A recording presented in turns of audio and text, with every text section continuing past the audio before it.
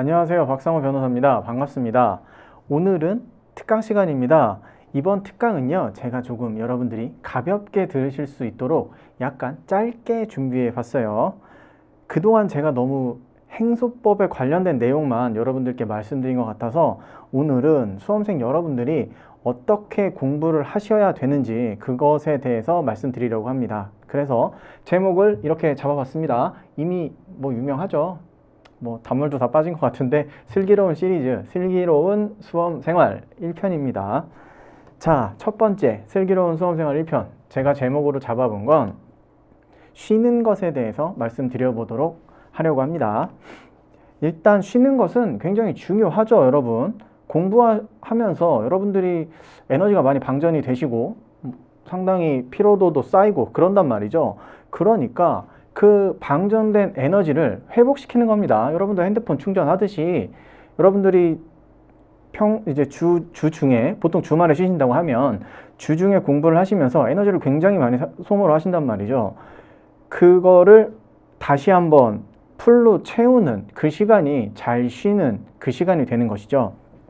그래서 그러면 일주일 동안 열심히 쌓은 지식을 정리하는 시간이기도 합니다. 우리는 케이스를 잘못 선택해서 머리라는 이 뇌가 케이스를 잘못 선택해서 항상 매일매일 잠을 자줘야 되고요. 그리고 공부하면서 방전된 에너지를 채워야지만 또 다음 주에 다시 한번 달릴 수 있는 그런 에너지가 회복되게 되는 것이죠. 그렇다면 어떻게 쉬어야 될까요? 어떻게 쉬는 게 잘 쉬는 걸까요? 일단 스트레스를 해소하는 방법은 공부하시는 여러분들 모두 다릅니다. 어떤 분들은 좀 몸을 움직이는 걸 좋아하시는 분들도 계시고 어떤 분들은 그냥 침대에서 가만히 누워서 쉬시는 걸 좋아하시는 분도 계시고, 그러니까 여러분도 그런 내가 어떨 때 과연 잘 쉬는지 그거를 파악하실 수는 있으셔야 돼요. 이거는 사람마다 다르니까 제가 꼭 어떻게 쉬셔야 된다 이렇게 말씀은 드리기가 참 어렵네요. 하지만 원칙은 있습니다. 뭐냐면요, 쉬는 스케줄로 인해 공부에 지장을 받으면 안 됩니다. 예를 들어서 내일 뭐 하지? 부터 시작을 하셔가지고 쉬는 계획을 짜는데 막 3시간씩 걸리고, 예를 들어서 여러분들이 일요일에 쉬신다고 해보세요. 근데 토요일 오후 때부터 이제 조금 마음이 느슨해지는 거죠. 그래서 토요일 저녁에 자, 내일 내가 과연 뭘 해야지 일요일을 알차게 보낼 수 있을까? 친구들한테 연락을 싹 돌리고 기다리면서 계속 연락을 하고 어디 갈까를 논의하면서 토요일 타임을 사용하게 된다면 그러면 안 된다는 걸 말씀드리는 거예요. 그러니까 쉬는 스케줄로 인해서 공부에 지장을 받으시면 안 되는 겁니다. 물론 친구를 만나실 수도 있어요. 그렇지만 그런 거를 좀 최소화해야 된다라는 걸 말씀드리고 싶은 거예요. 어떤 분들은 드라이브를 가는 걸 좋아하기도 하고 어떤 분들은 좀 분위기 좋은 카페에 가서 차 한잔 마시는 걸 좋아하기도 하고, 애인이나 친구를 만나기로 하시는 분들은 또 만나서 어떤 시간을 보내기도 하고, 그런데 여러분들은 지금 수험생의 입장이니까 그렇게 뭔가를 준비하는 데이트라든지 아니면은 친구를 만난다든지 아니면 내가 쉬기 위해서 그것을 계획하는 것에 너무 시간을 많이 들이면 안 된다는 거예요. 그리고 두 번째, 다음 날 이제 하루 쉬셨으면 다음 날부터 다시 내 몸을 공부하는데 적응을 시켜야 될 거 아닙니까? 그러면 좋은 컨디션으로 하루를 시작할 수 있게 여러분들은 쉬셔야 되는 겁니다. 가장 단순하게 쉬는 날 너무 과음을 하셔서 그 다음날 숙취 때문에 제대로 못 일어나시고 하루 중에 오전 시간을 그대로 날려버리신다, 이러면 안 된다는 걸 말씀드리는 거예요. 너무 재밌고 에너지를 쏟아가면서 놀아서 그 다음 공부까지 영향을 미치지 않게 하셔야 된다는 말씀을 드리는 겁니다. 어떤 얘기인지 아시겠죠? 쉬는 방법은 다 다르니까요. 저 같은 경우는 주로 저는 요즘에 카페를 다니는 걸 좀 좋아합니다. 그래서 여기저기 카페에 가서 좀 맛있는 차도 마시고 커피도 마시고 이렇게 하면 이 힐링이 되면서 좀 스트레스가 많이 풀리는 것 같더라고요. 제가 공부를 할 때는 주로 저는 그 당시에 이제 여자친구가 있었기 때문에 보통은 주 중에 공부를 하고 하루 정도 일주일에 하루를 쉬면서 당시에 이제 여자친구를 만나면서 시간을 많이 보냈던 것 같습니다. 뭐 그렇다고 없는 여자친구, 남자친구, 애인을 만들라는 얘기는 아니고요. 항상 수험에서 중요한 건 뭡니까? 현상 유지가 가장 중요하죠. 갑자기 있던 애인 없애지 말고 없던 애인 만들려고 노력하지 마시고, 그거 굉장히 중요한 말이죠. 항상성을 유지하는 거 굉장히 중요합니다. 그리고 세 번째로 넘어가셔서 휴식에 대해서 또 다양한 학설들이 있죠. 이거는 제가 기본 강의에서도 한번 말씀드린 적이 있는데 굉장히 제가 좋아하는 학설인데요. 주 1일 휴식설이 있습니다. 여기 주 1일 휴식설은요, 일주일에 하루 쉰다는 거예요. 언제 쉬겠습니까? 보통은 일요일에 많이 쉬시겠죠. 일요일 휴식설이 있으시고, 아니면 특정 요일 휴식설이 있습니다. 일요일 아니고 나는 토요일, 아니면 나는 금요일에 쉰다, 나는 일요일에도 공부한다 라고 생각하시는 분들도 있고요. 그리고 제가 항상 이야기하는 유력설이 하나 있습니다. 이게 뭐죠, 여러분? 토요일 저녁이죠. 토요일 저녁부터, 그러니까 토요일 오후 공부까지 마치고 토요일 저녁부터 일요일 오후 타임까지 쉬시는 거예요. 하루를 세 타임으로 나눠서 보통 공부를 하시죠. 오전, 오후, 저녁 이렇게. 그러면 토요일 저녁과 일요일 오전, 일요일 오후까지 쉬시면 세 타임을 쉬시는 거니까 하루를 쉬시게 되는 거잖아요. 그래서 이렇게 쉬는 게 장점이 있다라고 이야기를 합니다. 뭡니까? 일요일 하루를 푹 쉬고 월요일 날 아침에 공부하러 가는 게 너무 싫고 스트레스를 받잖아요. 출근하는 사람들도 뭐 마찬가지시겠지만, 그러면 그 월요일에 너무 이제 큰 스트레스를 받잖아요. 일요일 저녁부터 해서 내일부터 이제 다시 나가야 되는구나.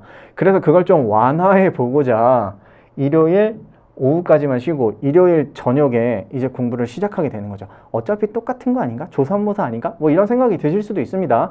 그런데 실제로 일요일 오후까지 쉬고 일요일 저녁에 정말 뭐 그때는 나가기가 정말 싫겠죠. 하지만 나가서 공부를 했으면, 그리고 이거에 몸이 익숙해지면 월요일에 나가는 거는 조금 이제 버퍼가 돼서 몸이 좀 적응을 해서 월요일은 그만큼의 스트레스는 받지 않을 수 있겠다라는 유력한 학설이 있습니다. 그리고 좋은 점은요, 토요일 저녁부터 쭉 쉬는 거니까 일요일 오전 오후까지 좀 토요일 저녁에 되게 즐겁게 보낼 수가 있어요. 저녁 시간을 즐겁게 보낼 수가 있습니다.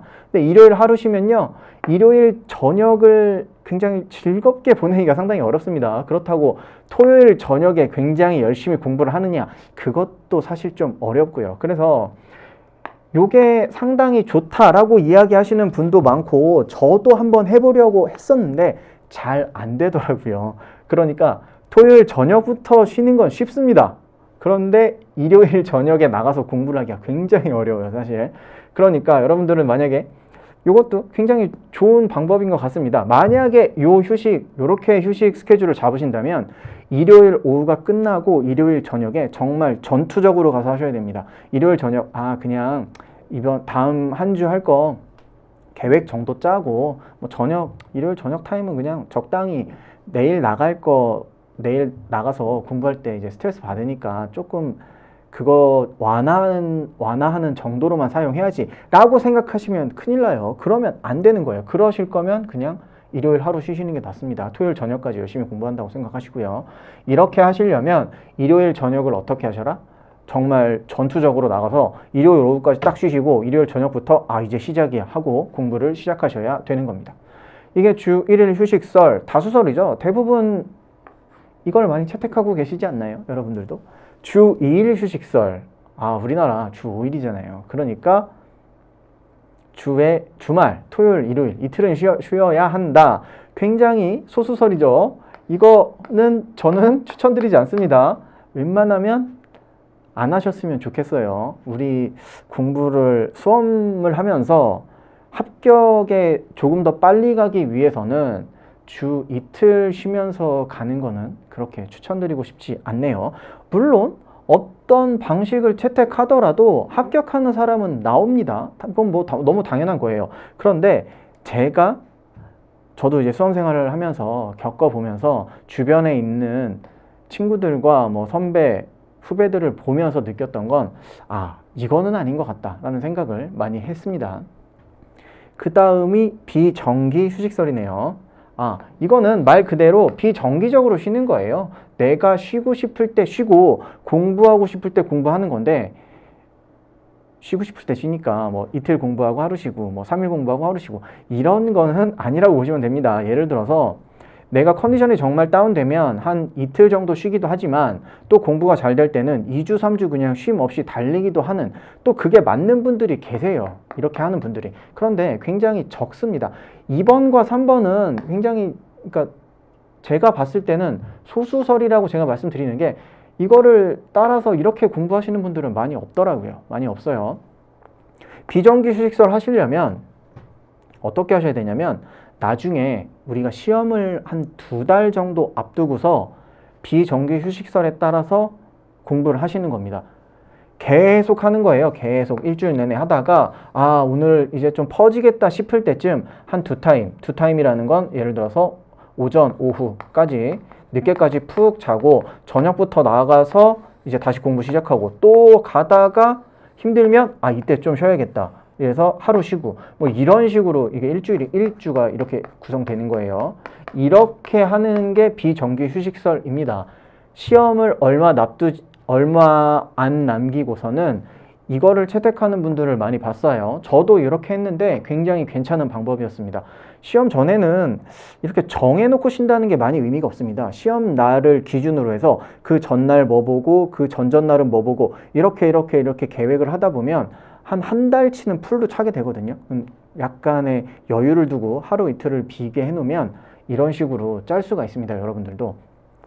그래서 비정기 휴식설은 시험을 얼마 앞두지 않고 대략적으로 한 2달 정도 시험을 앞두고서는 이 방식을 사용하는 것을 좀 추천을 드리겠습니다. 어떤 얘기인지 아시겠죠? 그래서 제가 추천드리고 싶은 건 그냥 하루 쉬셔라. 일주일에 하루 정해놓고 하루 쉬셔라. 그리고 만약에 여러분들이 쉬실 때 혼자 쉬는 사람이다. 그냥 나는 집에서 혼자 쉬는 사람이다 라고 하면 딱히 요일이 중요하지는 않습니다. 그런데 내가 쉴 때 다른 친구들도 만나고 수험생이 아닌 친구도 만나야 하고 아니면 어떤 종교 활동도 하여야 하고 뭐 이러신 분들이라면 주로 주말에 쉬시는 게 좋겠죠. 그래서 주 1일 휴식하시면서 공부를 꾸준히 하시고 쉴 때는 또 푹 쉬셔야 됩니다. 스트레스 받지 마세요. 쉬실 때는 그냥 공부에 대해서는 아예 잊으시고 쉬시고 시험을 얼마 안 남기고서는 이제 비정기 휴식설로 들어가서 좀 전투적으로 달려보는 이런 방식을 추천드리겠습니다. 오늘 특강은 그래서 휴식에 대해서 간단하게 여러분들께 어떻게 쉬셔야 되는지 말씀을 드렸고요. 여러분들은 반드시 합격하실 거니까 쉬는 것도 수험의 일부분이다 생각을 하시고 잘 쉬시고 열심히 공부하셔서 반드시 합격하시길 바라겠습니다. 감사합니다.